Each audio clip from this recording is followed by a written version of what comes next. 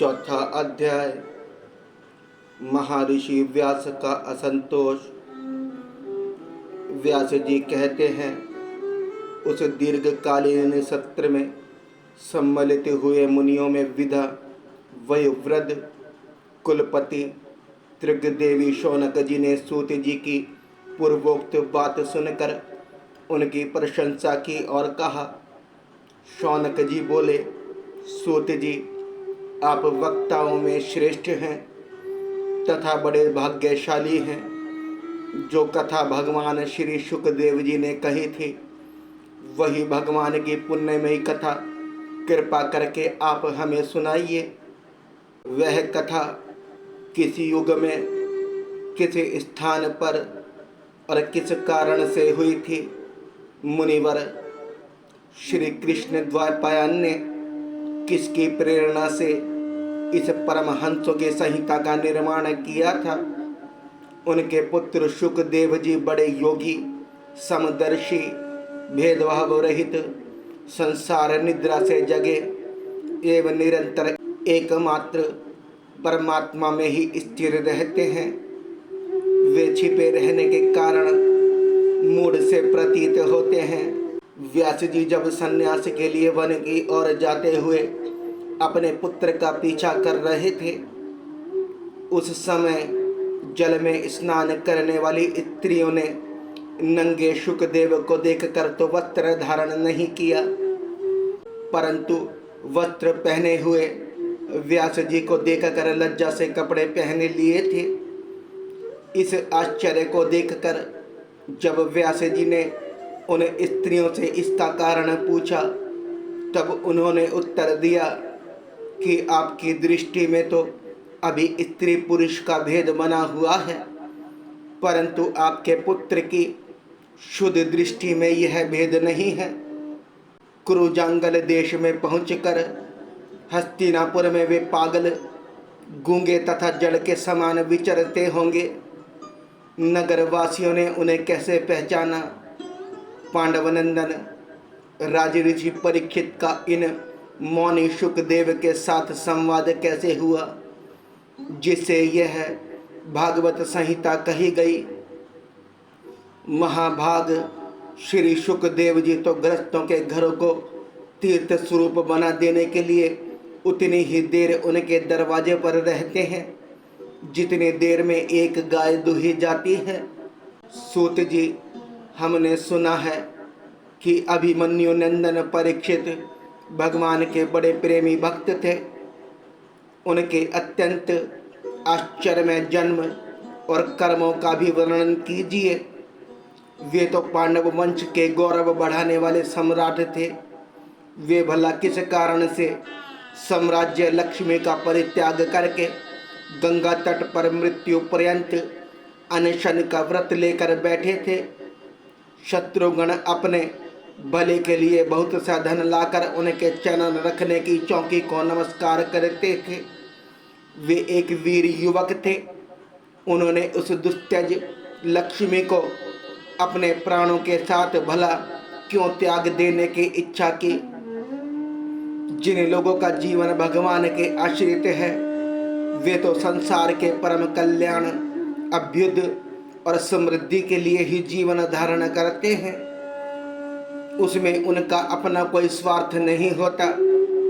उनका शरीर तो दूसरों के हित के लिए था। उन्होंने विरक्त होकर उसका परित्याग क्यों किया। वेदवाणी को छोड़कर अन्य समस्त शास्त्रों के आप पारदर्शी विद्वान हैं। सूत जी, इसलिए इस समय जो कुछ हमने आपसे पूछा है, वह सब कृपा करके हमें कहिए। सूत जी ने कहा, इस वर्तमान चतुर्युगी के तीसरे युग द्वापर में महर्षि पराशर के द्वारा वसुकन्या सत्यवती के गर्भ से भगवान के कला अवतार योगी राज व्यास जी का जन्म हुआ। एक दिन में सूर्य उदय के समय सरस्वती के पवित्र जल में स्नान आदि करके एकांत पवित्र स्थान पर बैठे हुए थे।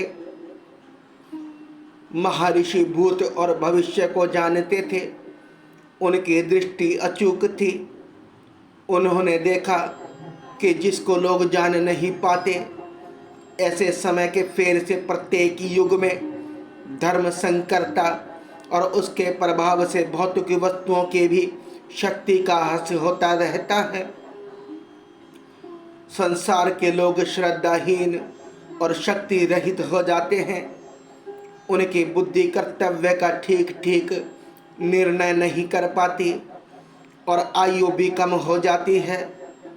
लोगों के इस भाग्यहीनता को देखकर उन मुनीश्वर ने अपनी दिव्य दृष्टि से समस्त वर्णों और आश्रमों का हित कैसे हो, इस पर विचार किया। उन्होंने सोचा कि वेदोक्त चतुहोत्र कर्म लोगों का हृदय शुद्ध करने वाला है। इस दृष्टि से यज्ञों का विस्तार करने के लिए उन्होंने एक ही वेद के 4 विभाग कर दिए। व्यास जी के द्वारा ऋक, यजु, साम और अथर्व, इन 4 वेदों का उद्धार पृथक्करण हुआ। इतिहास और पुराणों को 5वां वेद कहा जाता है। उनमें से ऋग्वेद के पैल, सामगान के विद्वान, जैमिनी एवं यजुर्वेद के एकमात्र स्नातक वैशंपायन हुए। अर्थवेद में प्रवीण हुए दारुण नंदन सुमंतु मुनि, इतिहास और पुराणों के स्नातक मेरे पिता रोमहर्षण थे। इन पूर्वोक्त ऋषियों ने अपनी अपनी शाखा को और भी अनेक भागों में विभक्त कर दिया। इस प्रकार शिष्य, प्रशिष्य और उनके शिष्यों द्वारा वेदों की बहुत सी शाखाएं बन गई। कम समझने वाले पुरुषों पर कृपा करके भगवान वेदव्यास ने इसलिए ऐसा विभाग कर दिया कि जिन लोगों को स्मरण शक्ति नहीं है या कम है, वे भी वेदों को धारण कर सके। स्त्री, शूद्र और पतित द्विजाति तीनों ही वेद स्वर्ण के अधिकारी नहीं हैं। इसलिए वे कल्याणकारी शास्त्रोक्त कर्मों के आचरण में भूल कर बैठते हैं। अब इसके द्वारा उनका भी कल्याण हो जाए, यह सोचकर महामुनि व्यास जी ने बड़ी कृपा करके महाभारत इतिहास की रचना की। शौनक आदि ऋषियों, यद्यपि व्यास जी इस प्रकार अपनी पूरी शक्ति से सदा सर्वदा प्राणियों के कल्याण में ही लगे रहे, तथापि उनके हृदय को संतोष नहीं हुआ। उनका मन कुछ खिन्न सा हो गया। सरस्वती नदी के पवित्र तट पर एकांत में बैठकर धर्मवेत्ता व्यास जी मन ही मन विचार करते हुए इस प्रकार कहने लगे। मैंने निष्कपट भाव से ब्रह्मचर्य आदि व्रतों का पालन करते हुए वेद, गुरुजन और अग्नियों का सम्मान किया है और उनकी आज्ञा का पालन किया है। महाभारत की रचना के बहाने मैंने वेद के अर्थ को खोल दिया है, जिससे स्त्री, शूद्र आदि भी अपने अपने धर्म कर्म का ज्ञान प्राप्त कर लेते हैं। यद्यपि मैं ब्रह्म तेज से संपन्न एवं समर्थ हूँ, तथापि मेरा हृदय कुछ अपूर्ण काम सा जान पड़ता है। अवश्य ही अब तक मैंने भगवान को प्राप्त कराने वाला धर्म का प्राय निरूपण नहीं किया है। वे ही धर्म परमहंसों को प्रिय है और वे ही भगवान को भी प्रिय है।